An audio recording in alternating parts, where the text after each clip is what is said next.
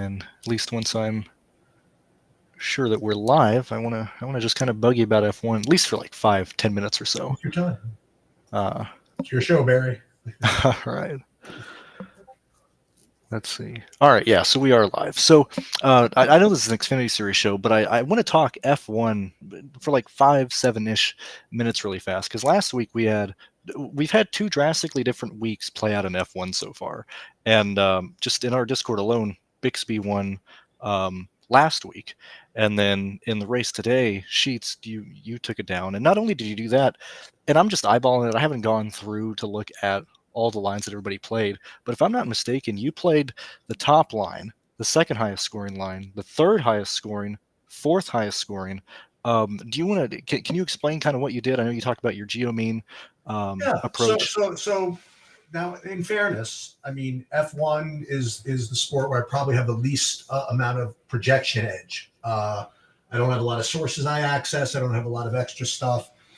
So I'm kind of operating with what I have, and that's why I don't even put sheets out for it, because I'm confident with it. But I like to play, and I want to try to screw around. And so what I did was I created my sheets and I updated, and I'll show you what my projections were. Mm-hmm. Yeah, no, I'd love to see that. Here, let's. This was actually kind of like what I did. So I uploaded my projections over here, and then I just kind of ran stuff, and it's weird F1 when you have someone who everybody knows is going to win, you know what I mean, and it's almost irrelevant to the construction, you know. Mm-hmm. Like it's like, yeah, he's just priced out, so you don't even like worry about it. I don't even worry about it. And what I did was I just put everything in here. I actually went with the Saber some ownership projections because I don't have any others. I didn't have my own or didn't whatever. And then I ran, what did I run? I ran 40 lineups. And then I ran a contest sim. And my little trick of how I did it was, instead of running it against like the Saber sim ownership field, I ran it against like my own field, right? Mm-hmm. So I built like 5,000 lineups or whatever. And then I just ran my stuff against my own stuff. And then I ran my contest since I had this pool of lineups. And then what I did was I set a geomean limit to try to get somewhat unique. And I know this is, you know what I mean? It's a constant battle, you know, myself and others, whatever, that, yeah, you want to try to get unique, but you don't want to like have no chance to win, you know? And it's always tough. But what I did was I just ran my geomean calculator, and I used a geomean of like 20 or 25 or something like that, which was, I played it so that it was predicted to have less than 5 dupes. Mm-hmm. Didn't even check to see how many dupes I ended up having, and then just kind of ran it, you know, and that's pretty much it. I ended up with like a full, I'll show you what the exposure worked out to be here. I had 9% for Stappen. That's like 4 lineups with him anywhere. And then I guess the majority of everything I had Alonso, was like 50% of him in the captain. But that's not even the one that got there. Yeah, it's not the one that won it, which was so, yeah. So the reason I wanted to ask you this is because, one, I think you're like, at least you might be the only guy who entered more than 4 lines in the main contest who actually made money. And especially when a lot of the chalk did come through, like with Alonso being very popular, like your highest scoring lineup did not have Captain Alonso in it, if I'm not mistaken. No, it was Hülkenberg. Yeah. And then I think the second one might have had Magnussen or something, you know. So yeah, and it's like one of those things where, you know, when people, and this is kind of, listen, you and I are both equally sort of jaded about the content community, right? And I'm one of the original jaded ones. That's why I don't like to post like screenshots of like my lineup on here, because it implies that I made that lineup on purpose. You know what I mean? And it was like my best lineup. It was like literally, you know, like I said, I had total of 2 lineups with this dude in the captain out of 40. This one just happened to hit. Yeah. It just happened to get there. So I wish I could tell you there was a, you know, some big revelation I had, but I did like the fact that my process got me some uniqueness. And when you're unique, anything's possible. So it's hard enough to get optimal. It's hard enough to get the top lineup. And if you're going to get there, and I saw like kind of tracing near the end, in the bigger buy-in, it was me and then like a 7-way tie for second or something. Yeah, yeah, And that yeah. makes me feel good. You know what I mean? Like whatever ends up happening. So that's what happened with F1. And I know it's probably too chasing to get unique in F1s. I see it. Okay. Mhm. But I figure if I'm going to play max 40, maybe, yeah, I don't know. I just, it just feels right to me. Yeah, no, I mean, honestly, like the performance today in the contest was wildly impressive for me. That's, I mean, not landing on it isn't not necessarily the hardest part, but the fact that you were able to get so many top lineups as a 40 entry player in that contest, which is Right. statistically that's actually more impressive than landing on the top one. It was just the fact that you like made like an ROI on that Yeah. with that many lineups. Well, you make the ROI because you only Mhm. shop with one person. I mean, that's Yeah. So now that that's out of the way, and thank you for sharing that. That's mainly what I wanted to kind of yeah. pick And your I, and brain I, about. I have literally one, and you can start, but I did post sheets and I did run builds and I did run stuff and I'll, when you get to that, hopefully you'll cover the guys that I had questions on, and then we'll just kind of play it by ear. Yeah. So at least for me with this Xfinity Series race, um, also I went ahead and posted the pit selections in Discord for those of you who do care about that. But when I'm looking specifically at this race, I'm doing two things. And so for me, yet again, I'm looking at the recent or the recent performances that these individual drivers did last year, and I need to update this based on the starting grid so we can kind of eyeball it of what people would, I guess, would be looking at when they're looking at old data, and then we can compare it with what we're seeing from the practice set. And the contest locks in 52 minutes, so we'll probably be live for 30 or 35, somewhere around there. So this will give people time to build their lineups and stuff. But when I'm looking here, this is just based off of what they did last year. And when we look at Cole Custer and his consistency at all these road courses and stuff, and yet again, I mentioned this in the preview video on Thursday that I recorded, but I've highlighted Martinsville as I understand it's a short track, but it's not really a data point I want to look at. Whereas I want to specifically look at the Phoenix races, Richmond and New Hampshire. And so when we look at that, just based on what we saw last year, it should be no surprise that Cole Custer was the fastest in practice and got the pole. Same thing with Chandler Smith. And actually, we'll just highlight with Chandler there. And then same thing with Riley Herbst. When we're looking at people who at least started up front or starting up front in this race, who have a potential to lead laps and who are the favorites, in my opinion, to win this race, three of those guys are Custer, Chandler Smith, and Riley Herbst. The other one is Nemechek. And so when we're looking specifically at these four drivers, I haven't mentioned Byron. We'll talk about him once we get to like place differential plays and stuff. But these four drivers are my main guys that I'm expecting to either compete for the win, compete for lap sled, compete for fast laps. When we look at pit road specifically, Cole Custer and Chandler Smith have the two best pit stalls, in my opinion.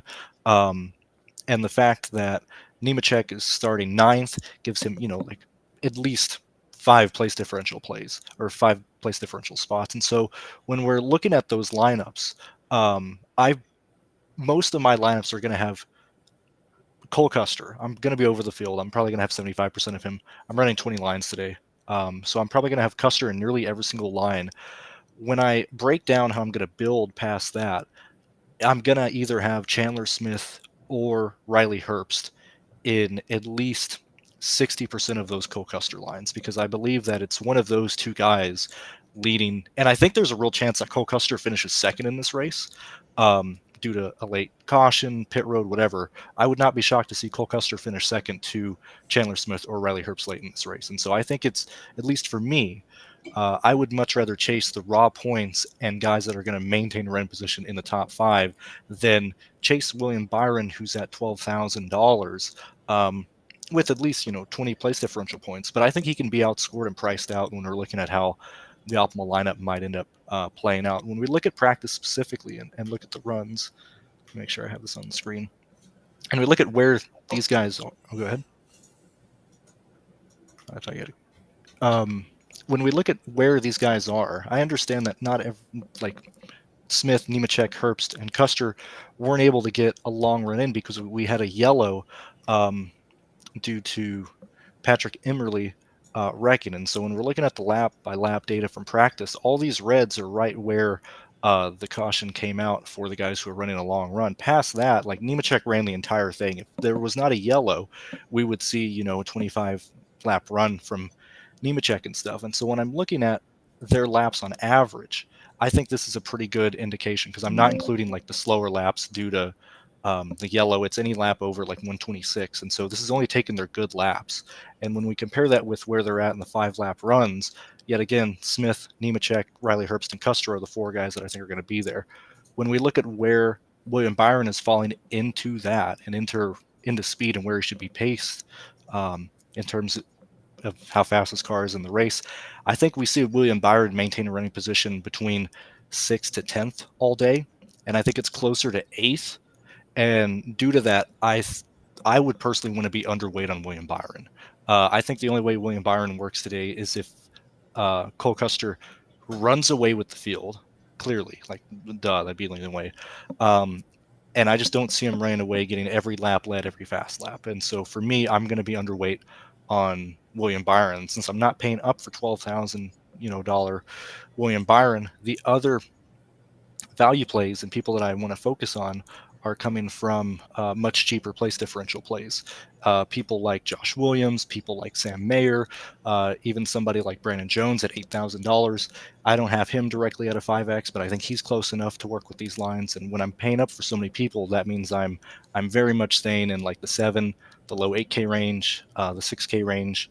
And that's kind of where a majority of my builds are going. I think the Leland Honeyman discussion and all the punt discussions are, I think we can go into that in more detail. But do you have any questions like past that or any opinions past that, Sheets? Well, that's what I was going to get at was that this Honeyman dude is just showing up like in all these lineups. So I guess we can just start talking about that.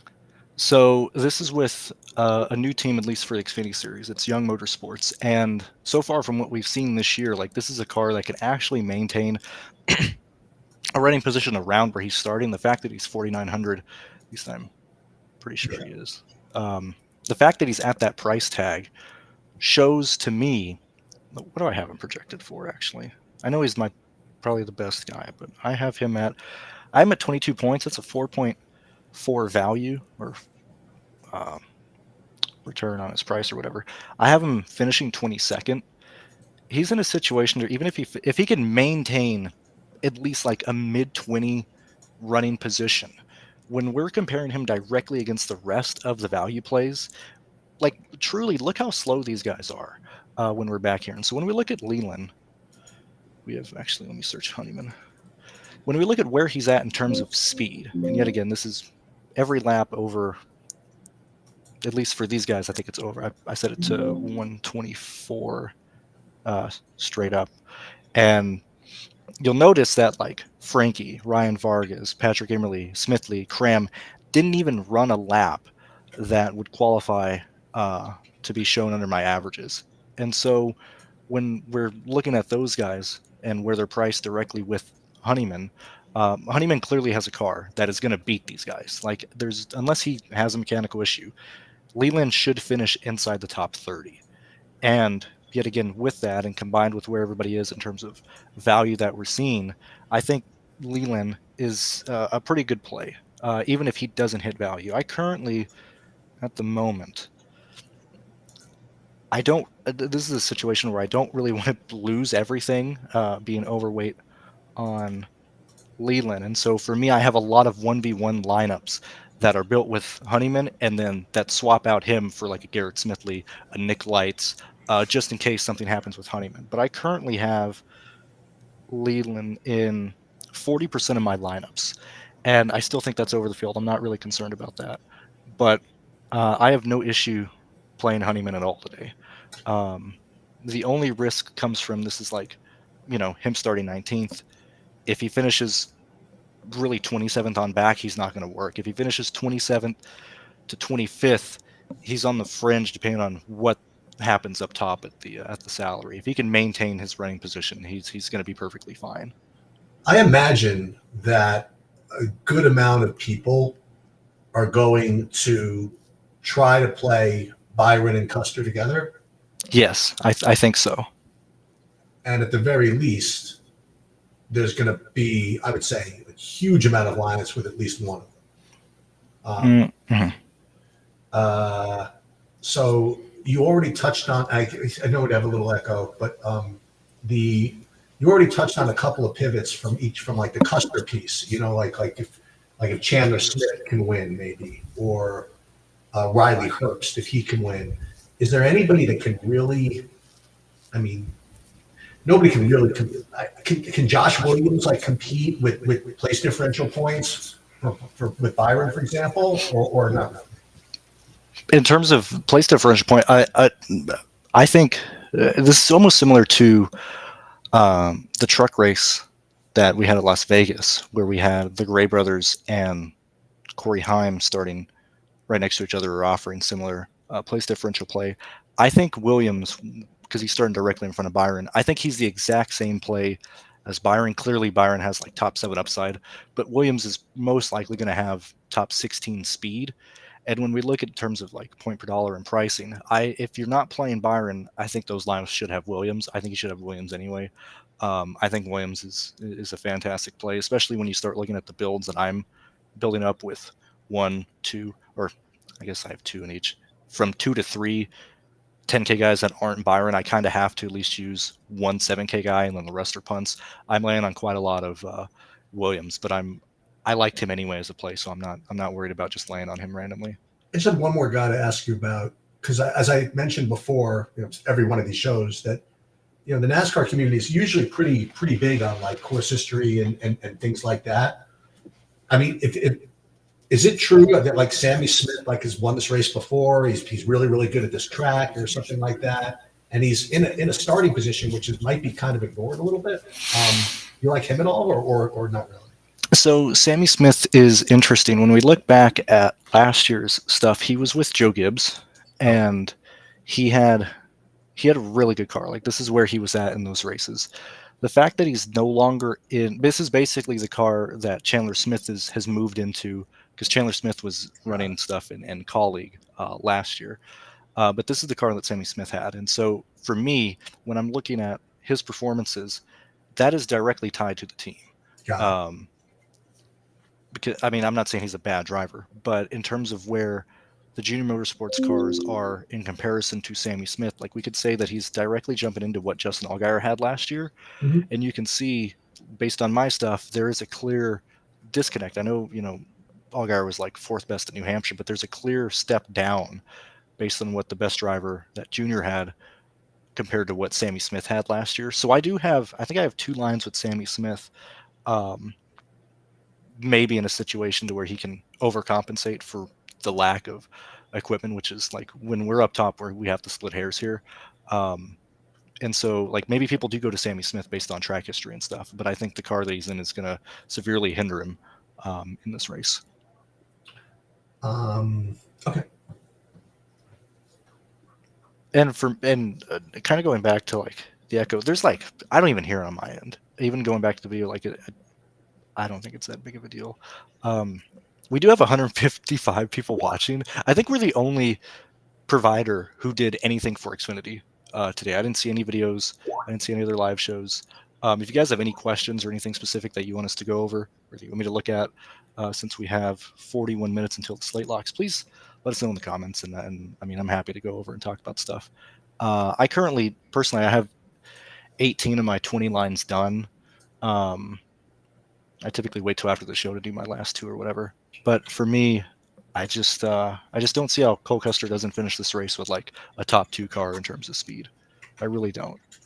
And I don't think we see a lot of wrecks in this race either, with how spread out this field is. But I mean, if these idiots can survive the initial first 2 laps off a restart, there's no reason people should even be side by side in this race. So I think that really hurts a lot of the other value plays. That's kind of why I like Leland a lot, because I don't foresee a lot of carnage to allow somebody like Dawson Cram, somebody like Frankie Vargas, for these guys to even gain positions, because I just don't think we're going to see a lot of carnage today. What kind of track is this? So it's not really like a rec type track. I mean, what's this? What's the usual? How does this race usually go? Well, it's classified as a short track because it's a mile, but it runs at a much faster pace than really any other short track. And Phoenix is a track I've been to at least like 23 times in person.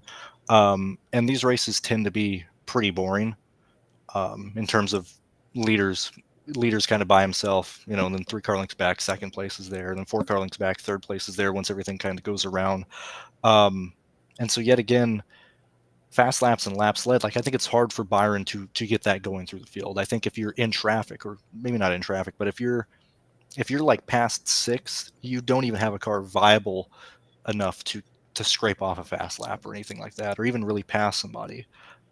Yet again, kind of going back to the place differential argument versus raw points argument, this is a racetrack that I would lean towards chasing raw points versus place differential. Yeah, as I mentioned, I kind of enjoy these shorter tracks because if you can get the way the race is going to go, then you can do some business. Like, listen, if you play Cole Custer and he gets the lead and just dominates the race, I mean, that's pretty much the end, I guess. Mm-hmm. Yeah, for sure. And then it's very much like the only way he doesn't work is if he runs to an issue late in the race. But right. I don't foresee that happening. Let me go through the chat here. So for me, I guess Timmings at 26. I'm terrible with names. I never, like in my head, when I'm like building lineups, I never, outside of plate races, I never really look at it as like I need the lap leader and then one guy from 11th to 20th, 2 guys from 21st to 30th or something like that. I never constrict myself to like arbitrary like cutoff positions outside of plate races, especially for lower series and stuff. I don't think it's very much like black and white that you need X amount of people from like this certain area on a starting grid or whatever.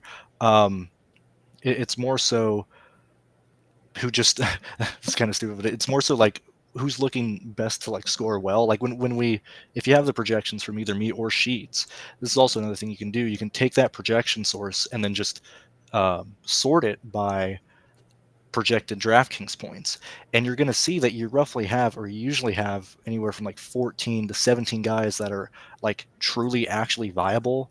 You usually have like 11 to 12 people who like in a million years are never going to score anything.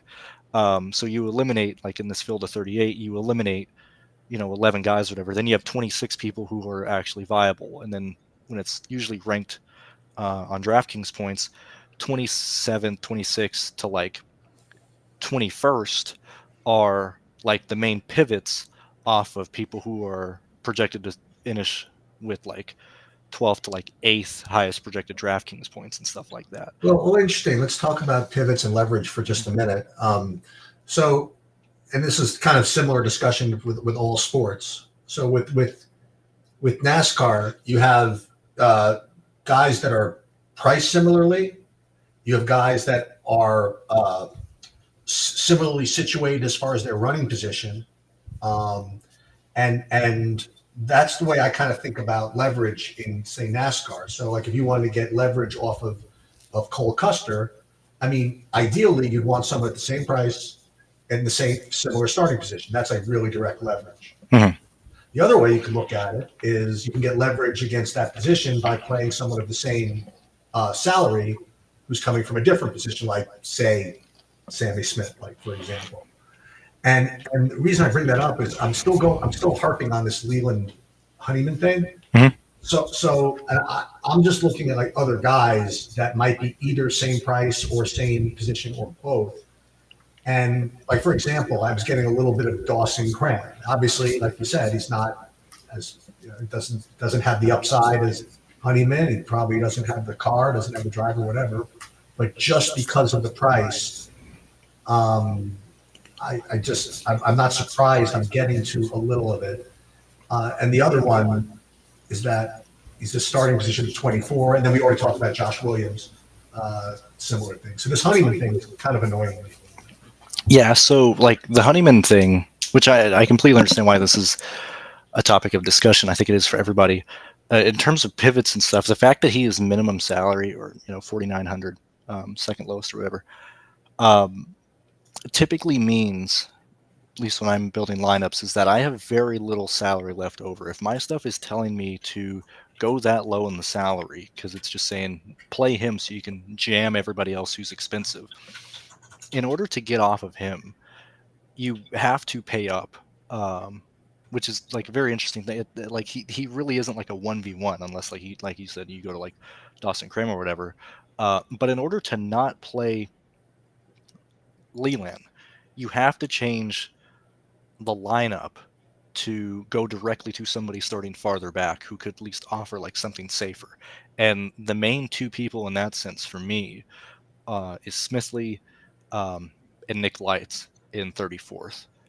You could possibly argue JJ Yaley at 32nd, but going from 4,900 Leland to 5,800 JJ, like finding that $900 might be very, very difficult.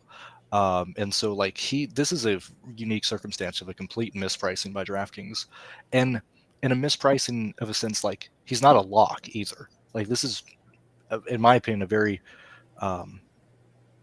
experimental like playing him here because we haven't really seen this car at a short track. Yeah. We typically see newer teams struggle at races like this, whether it be their pit road, whether it be like long-term speed and stuff. When like even when I'm looking directly at his laps, this is kind of why I like going over this stuff. And as I usually say, I do post this in the Discord in case anybody wants to go in it on their own. Like these laps are pretty decent, like really really fast, like almost concerningly fast here. Then we get the yellow that happens, and we see that he has like really concerning fall off late in the run here, which is really concerning because him running 129s at line, 122, 122s. There's a lot of people this late into a run that are running substantially better laps than him. And his play is more so, or his survival is more dependent on what he can build in the first, 7 to 10 to 15 laps. And if he can like, pull away far enough to where other people can't catch him later in the run and stuff like that. That's Honeyman's main concern is like, if this race goes green, especially in stage 3, he has to survive a potential long run. And so if you're playing Leland, like your day is probably going to be made with, if this race goes green with like 20 laps to go, if he can not get passed by anybody else. If you want to directly get off of Honeyman, you have to go to people who are just slow on speed and hope that they can actually move up, like Smithley, Nick Lights for DGM. I'm not seeing the speed at other I know we've been to Daytona and Atlanta and stuff, and those have nothing in common here, but I have not seen the speed out of BJ McLeod that I've wanted to at those individual racetracks. And so for me, I would usually feel more comfortable playing McLeod as a pivot, but I'm not going to do that here. I just haven't seen the speed to make him feel safe at all.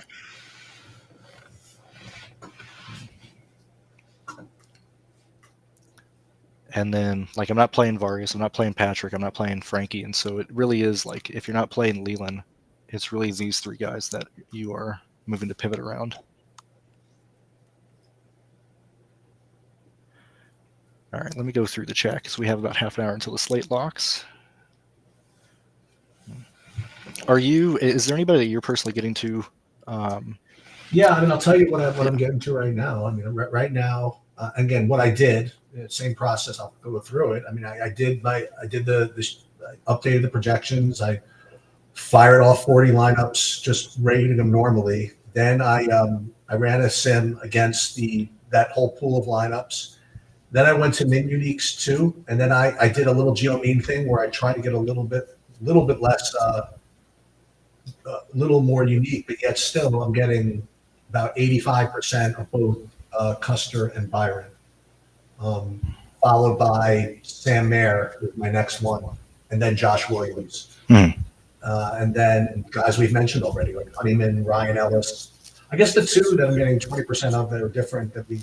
I mentioned Dawson Cram, getting some of him. And I'm getting this Shane Van Gisbergen.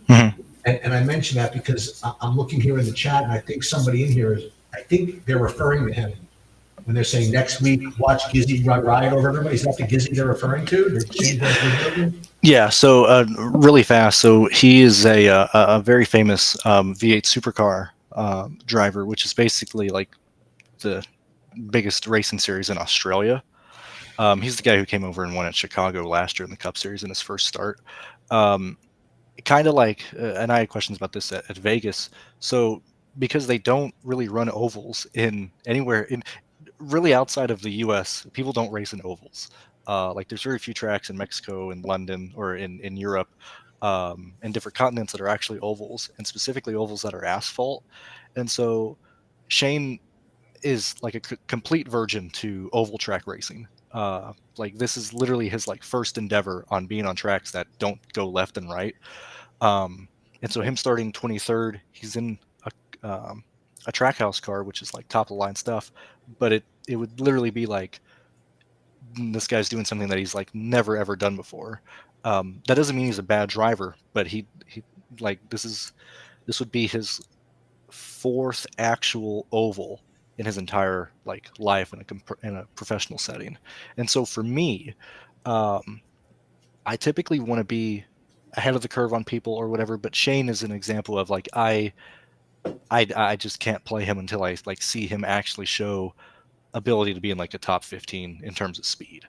And so for me, like I have Shane projected to finish today at where do I got him at?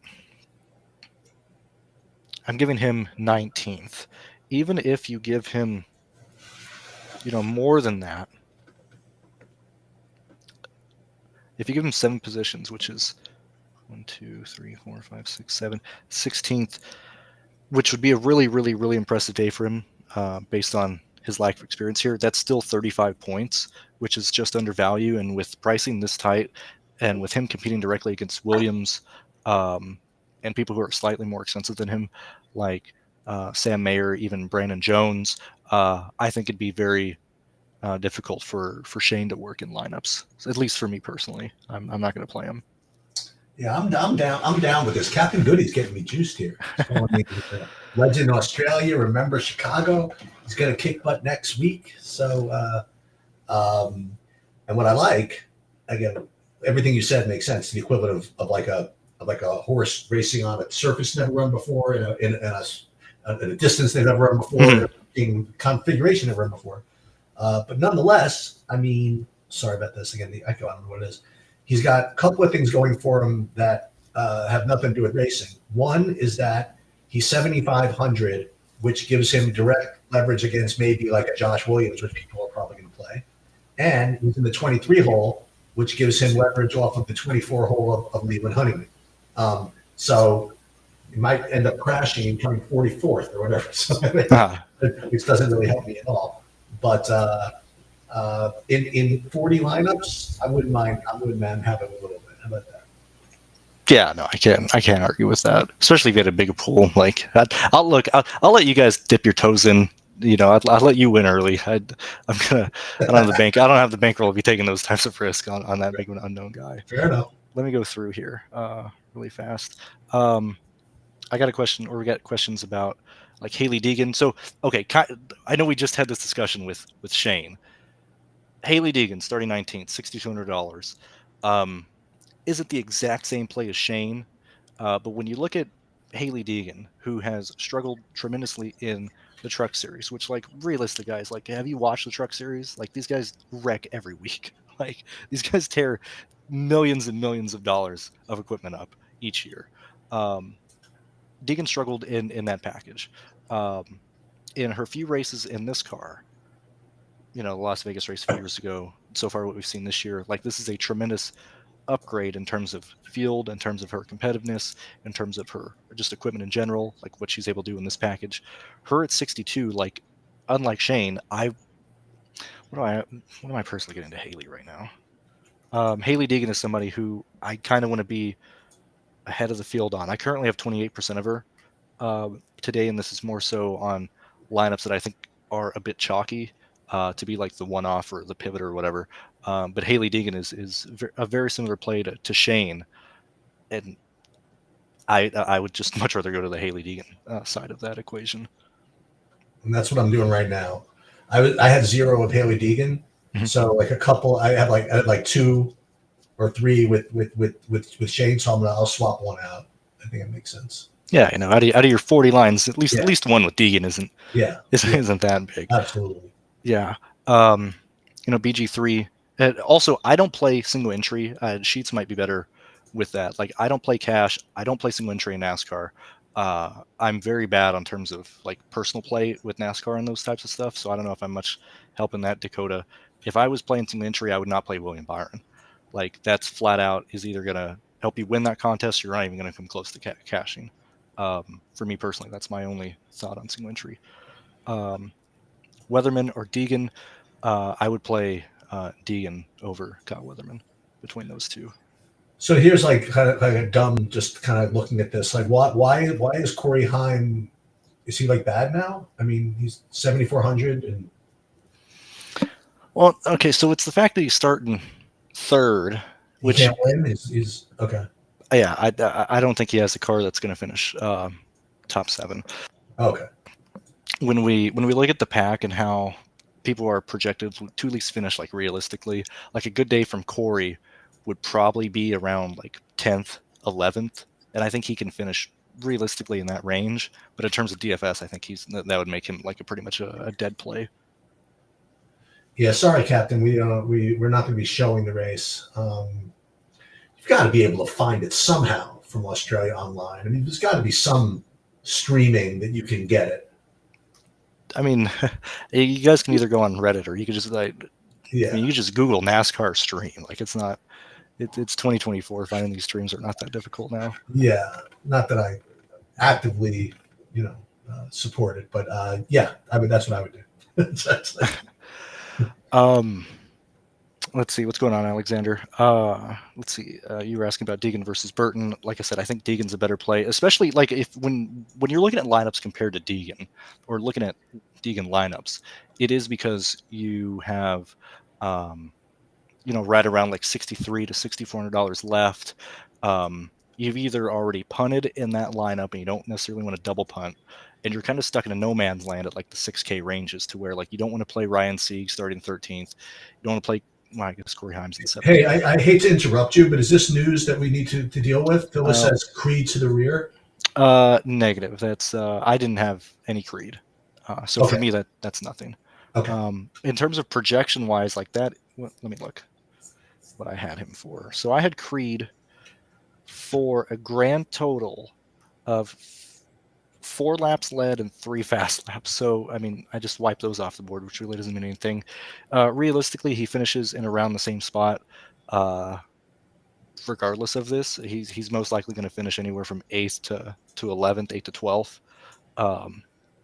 If you had Creed in your lineups, I would jump ship on that. At least for me, whenever people go to the rear, unless I have them projected to get fast laps, even before all this, I usually get off of them. If I had him projected as a faster car, then I'd usually just stay on them. That's usually my only point with Creed going to the rear, or in situations like that. Let's see. Oh, Austin Hill. So this is another one. So you know how you were getting Sammy Smith as a potential play based on track history or the Sims liking it, whatever. Austin Hill is the same play for me. He's $500 cheaper. In lineups that gave me Sammy Smith, I just went down to Austin Hill. I'd much rather play Austin Hill based on what RCR can. Like, when we look at what Austin Hill has, and if you guys do like the stuff, please consider joining and supporting us on our website through our subscription, NASCAR or all the sports. But when we look at what Austin Hill is able to do, at least with RCR and stuff, and specifically at Phoenix, these are situations to where he wasn't necessarily the best car off the trailer, but through pit road, through changing during the race, we've seen Austin Hill have a top 5 car here at Phoenix last year. In terms of where he just sits in general, we're going to see him right around an 8th to 9th place car, and on speed, he's an individual that if we get a green, white checkered, a short into the race, I can see him finishing much better than his average running position should be, which should be right around like 10th or 9th. If you have Sammy Smith in your lineups, I would personally just go down to Austin Hill. It's very rare that we get Austin Hill at this price range with some place differential potential. Not a priority, but yet again, if you're laying on Sammy Smith or you're in that 9K range and you don't want to play Eric Amarola, you've already, you've decided that you're not playing Riley Herbst in that lineup, which I would prefer over Austin Hill. Austin Hill would be a guy that I'm completely okay with playing because I have him in, let's see, currently have him in 3 of my 17.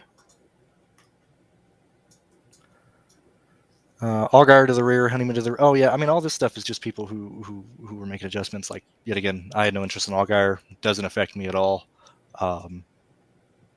Honeyman to the rear.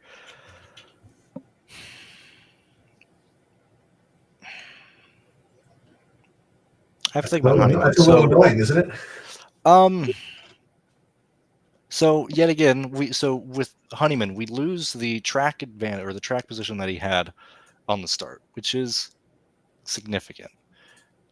However, when we look at him, yet again, when we're looking at, like, this is where, like, practice speed, like, it doesn't matter what his fast lap was, it doesn't matter where he was in comparison to the people he's starting around. So he has what are we at? I guess 18th best average position. But the people that he's racing directly against in terms of pricing on DraftKings, and again, the slate locks in 18 minutes, and so I'll probably get close to ending the stream after this. But the people that are in his price range, I'm going to include up to Ryan Vargas here. So that's 1, 2, 3, 4, 5, 6, 7, 8, 9, 10 people. So that's Cram, who's the cheapest. That is BJ, who's next. It's Perkins. Where's Perkins at? Perkins. We got Honeyman. We got Patrick here. We got Frankie here. And I know this might be time consuming, but this is at least how I approach these situations. Ellis is here. Nick is here. Vargas is slow. JJ Ailey. So everybody I just highlighted here are who Honeyman is directly racing against. And when we look at his speed, car off the trailer, where he is in practice stuff, and we look at how significantly faster he is compared to everybody I just highlighted in blue, that means he speed alone, he should be able to get past all of these. He'll just smoke past those. The real like that. That's not a concern. So after this, that's 1, 2, 3, 4, 5. 1, 2, 3, 4, 5, 6, 7, 8, 9, 10. So that's 10 positions he's gaining right off the bat. That puts him right at like 28th, 27th again. At that point, yet again, not a stellar play, but he's not killing those lineups. As long as he's able to maintain between like 27th and like 24th, he's perfectly fine. Speed alone should put him in that window. So for me, with however much I had that I mentioned earlier, I'm not changing those lines. Like there's just no reason for me to do that. A.J. Allmendinger, haven't talked about him at all. I'm not playing him. Typically, if I don't talk about somebody, I have no interest in him, especially this long in a video. At least for me, I think that's about everything that I could share on this race. Is there anything? All I got. Yeah, I'm gonna go finalize my stuff, and that's it. When are you doing the cup tomorrow? It'll be 10 a.m. Eastern time. I will do my best as usual. Yeah. Remember that we changed time this weekend, whether that's spring forward or spring back. Don't remember. I'll figure that out tonight. Yeah, I'll be up anyway. Yeah. But that's it, right? I hope somebody here takes it down or at worst learns something. Yeah, thanks again. Yeah, no problem, guys. Thanks for being